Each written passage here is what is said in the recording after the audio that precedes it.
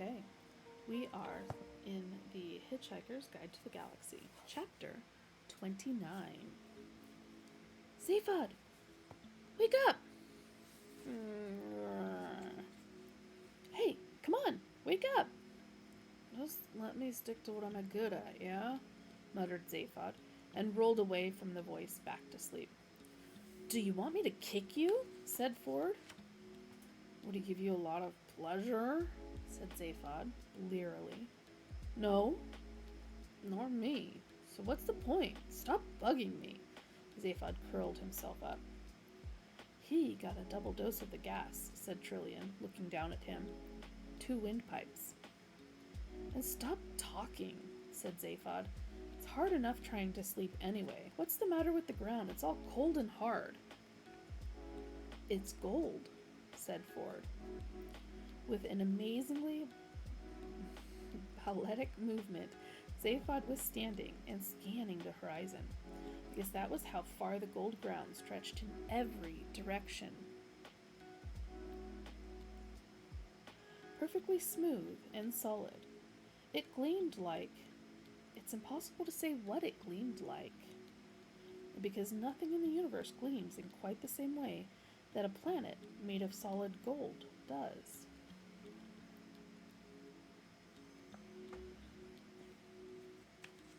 Who put that there? Yelped Zephod, goggle-eyed.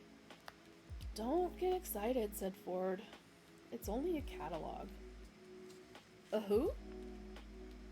A catalog, said Trillian. An illusion.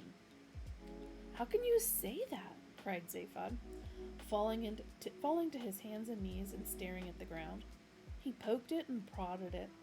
It was very heavy and very slightly soft. He could mark it with his fingernail. It was very yellow and very shiny.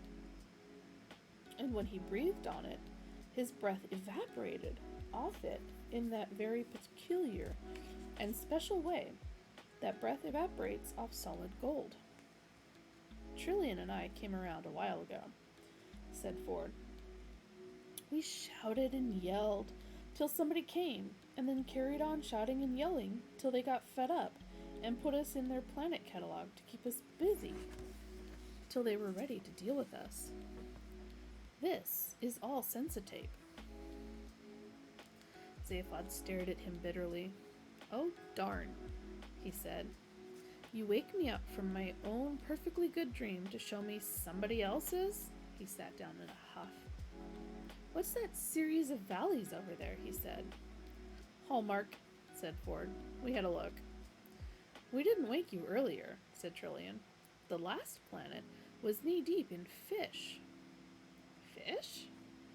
Some people like the oddest things. And before that, said Ford, we had platinum. Bit dull. We thought you'd like to see this one, though. Seas of light glared at them in one solid blaze wherever they looked. Very pretty, said Zephod petulantly. In the sky, a huge green catalog number appeared. It flickered and changed, and when they looked around again, so had the land. As with one voice, they all went, Yuck! The sea was purple. The beach they were on was composed of tiny yellow and green pebbles, presumably terribly precious stones.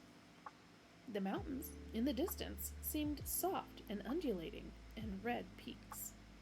Nearby stood a solid silver beach table with a frilly mauve parasol and silver tassels.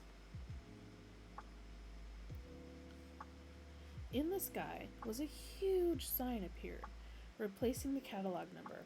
It said, Whatever your taste, Magrathea can cater to you. We are not proud. And 500 entirely naked women dropped out of the sky on parachutes.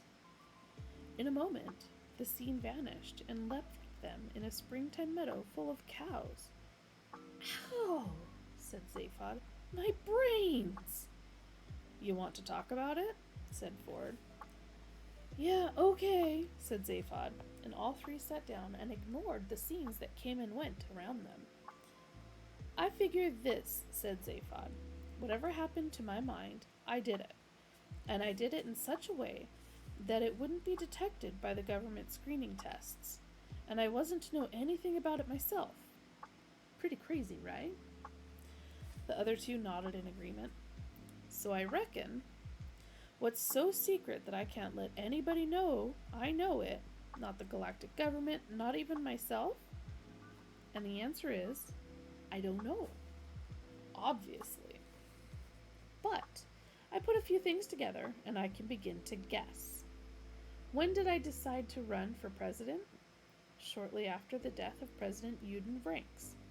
You remember Uden, Ford. Yeah, said Ford. He was that guy we met when we were kids. The Arcturian captain. He was a gas. He gave us conkers when you bust your way into his mega freighter. Said you were the most amazing kid he'd ever met. What's all this? Said Trillian. Ancient history, said Ford. When we were kids together on Beetlejuice, the Arcturian megafreighters used to carry most of the bulky trade between the galactic center and the outlying regions. The Beetlejuice trading scouts used to find the markets, and the Arcturians would supply them. There was a lot of trouble with space pirates before they were wiped out in the Dordelis Wars, and the megafreighters had to be equipped with the most fantastic defense shields known to galactic science. They were real brutes of ships, and huge. In orbit around a planet, they would eclipse the sun. One day, young Zaphod here decides to raid one. On a Tridget scooter designed for stratosphere work. A mere kid. I mean, forget it. It was crazier than a mad monkey. I went along for the ride because I'd got some very safe money on him not doing it, and didn't want him coming back with fake evidence. So, what happens? We get in his trijet, which he had souped up into something totally other, crossed 3 parsecs in a matter of weeks, burst our way into a mega freighter. I still don't know how. Marched onto the bridge, waving toy pistols and demanding conkers. A wilder thing I have not known.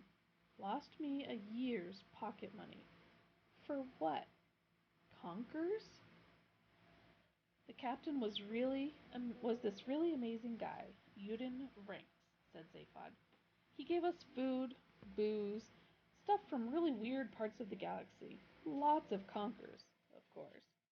And we had just the most incredible time. Then he teleported us back into the maximum security wing of the Beetlejuice State Prison. He was a cool guy. Went on to become the president of the galaxy. Zaphod paused. The scene around them was currently plunged into gloom. Dark mists swirled around them, and elephantine shapes lurked indistinctly in the shadows. The air was occasionally rent with the sounds of illusory beings murdering other illusory beings. Presumably, enough people must have liked this sort of thing to make it a paying proposition.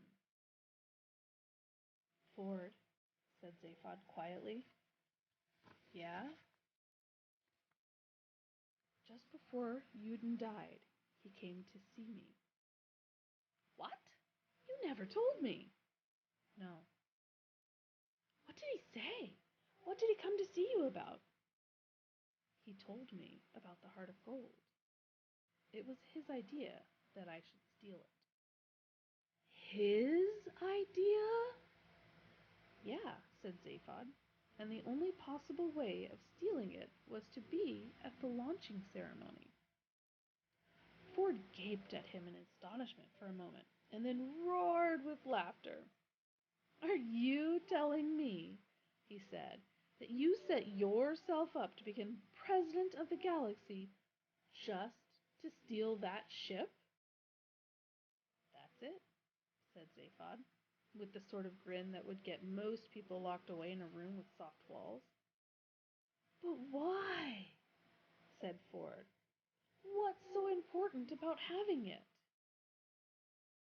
Dunno, said Zaphod. I think I'd consciously known what was so important about it and what I would need it for. It would have showed up on the brain screening test, and I would never have passed. I think Yoden told me a lot of things that are still locked away. So you think you went and mucked about inside your brain as a result of Yoden talking to you? He was one heck of a talker. Yeah, but Zaphod, old mate, you want to look after yourself, you know? Zaphod shrugged. I mean, don't you have any inkling of the reason for all of this? Asked Ford. Zaphod thought hard about this, and doubts seemed to cross his mind. No, he said at last. I don't seem to be letting myself into any of my secrets. Still, he added on further reflection, I can understand that. I wouldn't trust myself further than I could spit a rat. A moment later, the last planet in the catalog vanished from beneath them, and the solid world resolved itself again. They were sitting in a plush waiting room full of glass-topped tables and designer wards. A tall Magrathian man was standing in front of them. The mice will see you now, he said. And that is the end of chapter 29.